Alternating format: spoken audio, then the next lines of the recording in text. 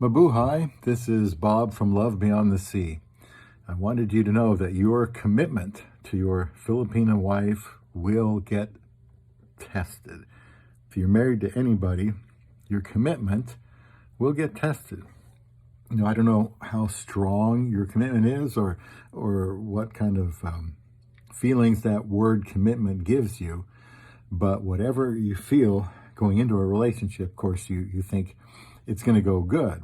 It's going to be, better than other people, But the fact is, and I want to give some straight talk today about foreigner-Filipino relationships, is that your commitment will get tested. That doesn't mean you're going to throw in a towel and give up. But I just want to caution, at the risk of sounding negative, is to be careful and be realistic. And there are going to be some challenges that you couldn't draw out on paper before you got married. I hope you would subscribe here to Love Beyond the Sea. I've been married to my Filipino wife since 2015. And, I'm trying to share things that I've learned. And as I look deep into a relationship, and I want people to get married, and I've encouraged people to marry Filipinas. And this channel is about helping them through certain adjustments. So let's talk some straight talk here about testing your commitment to your Filipino wife. One way or another, something's going to test it. And you know what? These age gap relationships, and like I have, now I suppose age gap would be technically anything over about 8 or 10 years, but a lot of us that marry women from the Philippines, age gap is 20 to 30 years or so. And well, that can cause some issues as you work through maturity and aging and sexual differences, and there's generation issues and all kinds of challenges that can become very frustrating.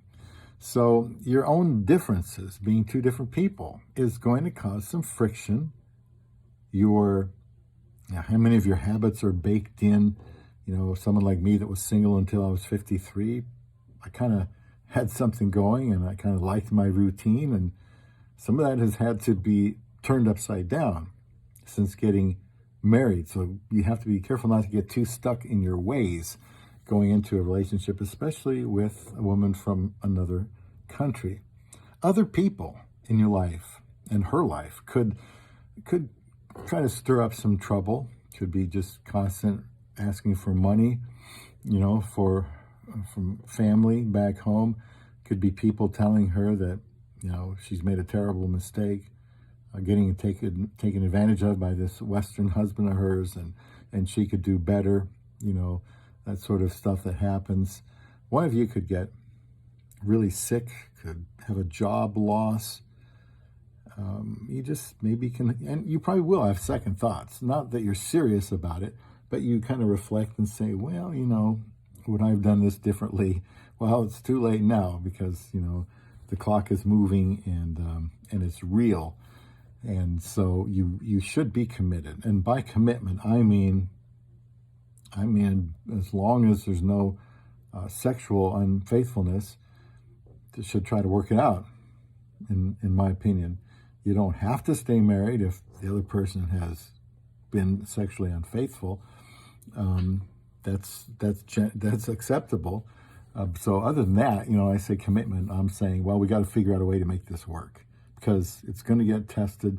There'll be some hard times, and he's forgetting to ask for comments. But if you can relate to any of this by now about the commitment level being challenged, and I don't mean being torn apart, just challenged, like, man, okay, I wasn't expecting this, but I said I'm committed, so I'm going to have to show her how committed I am.